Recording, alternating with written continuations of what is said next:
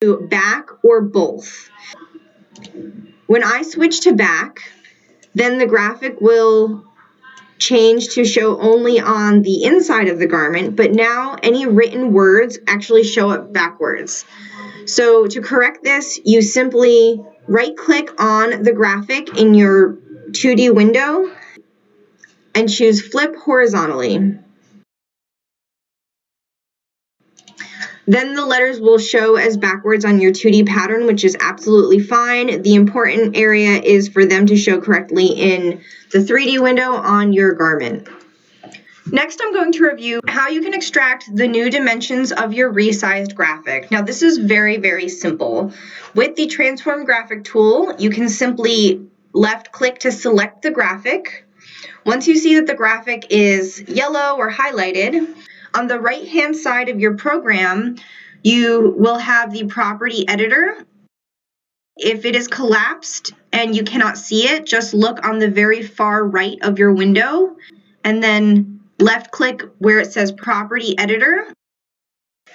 The new dimensions of your graphic are going to be nestled here in the Graphic Transformation section.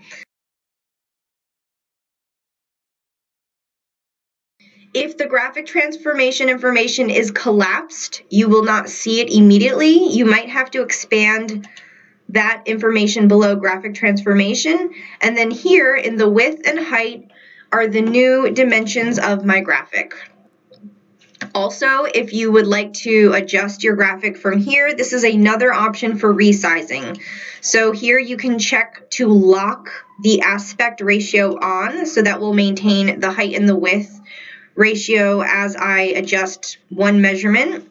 So here I'm going to increase the height of it to 10. And because I have lock aspect ratio checked, my width also adjusts.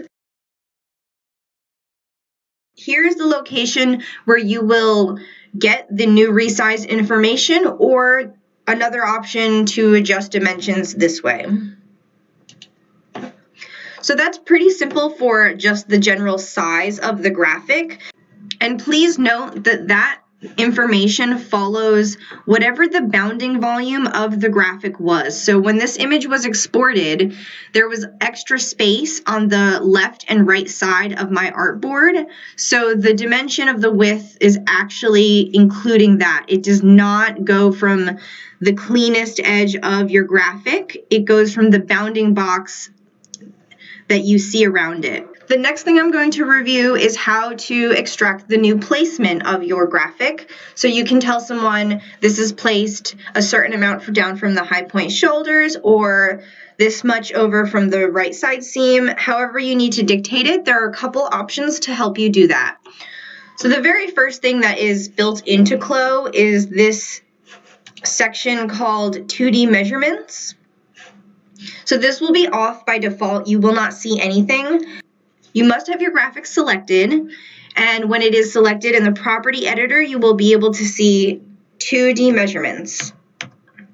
So you can expand this and ask CLO to show you the marking to the center of the graphic. So here it's basically targeting the exact center of the graphic and showing me the placement from basically every side. Now, the limitation with this is that the placement that it gives you is always aiming for the center of the graphic. And it's always basically dictated from the center of the width or the center of the height, as you can kind of see. I don't really have the option to change this. The other option you do have is, instead of measuring to center, I can turn this all off. I can ask CLO to show me the measurements to just the outline of the graphic. But again, it's always aiming for the center. And then in this case, where my graphic artboard was a little bit larger than the actual graphic, this may not be entirely helpful. The other option we have for just getting these basic measurements is just using the internal polygon line to mark out the placements ourselves and then extract the measurements that way. I'm going to turn off these measurements right now as I continue. And And using the internal polygon, I can basically, so here I want to know what is the placement down from high point shoulders, and high point shoulders does not align with the center of the graphic. So what I'm going to do is draw, these guidelines that I have are very helpful. So I'm gonna follow these guidelines so I can see that it's actually hitting the top of the graphic. Left click to start my line. So you see I'm just drawing a straight line. If you hold shift, it will really lock your movement. And then to end your line, you can either double left click, or you can left click once and then hit enter on your keyboard, and that will end the line. I just drew my first marking. This is just so I can have the topmost level of the graphic marked.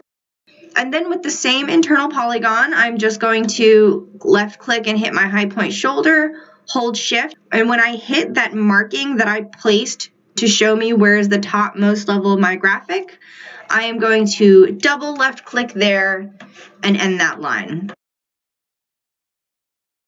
So that's my first placement. I can then switch to the edit pattern tool, left click on your segment, and I can see, okay, this graphic is placed 2.639 inches down from high point shoulder. So then the remaining markings that I need, you can basically just use this method. Here, if I want to show my placement from center front, if there is a line there, it will kind of automatically grab it. And then I can just draw a placement marking there.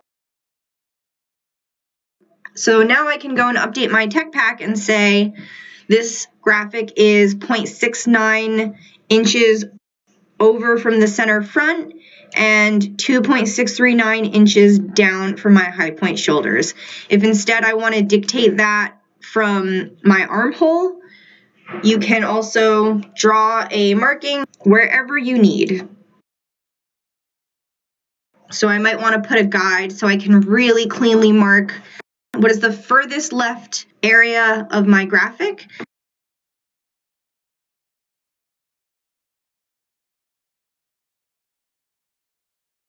So then I can add some extra guidelines here.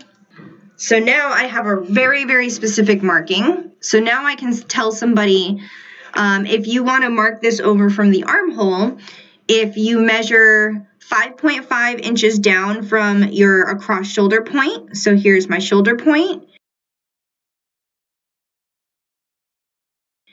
at 5.554 inches down, so then that would allow someone to find this level. The graphic will be placed 0.243 inches away from my armhole edge, or 1/4 of an inch away from the armhole. So for these unique type of placements, you're going to manually have to draw in these internal markings and extract your measurements that way. What happens though when you draw these internal lines is, I'm going to hide these black outlines on my garment.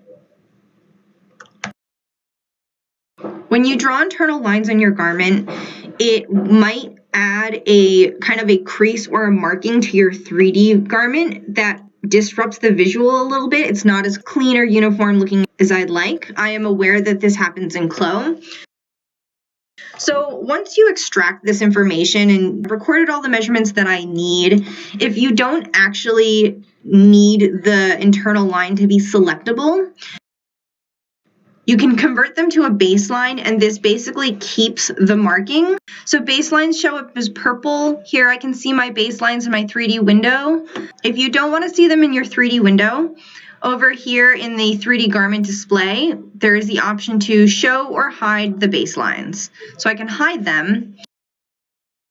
And then when a marking is a baseline instead of an internal line, it does not show a little indent or crease in the 3D window. So I can keep that marking there in case the pattern needs to have it, but I don't actually need it to be functional in any way. It's just a marking. So that's really how you can use the default markings that are already in there, or if you have very unique markings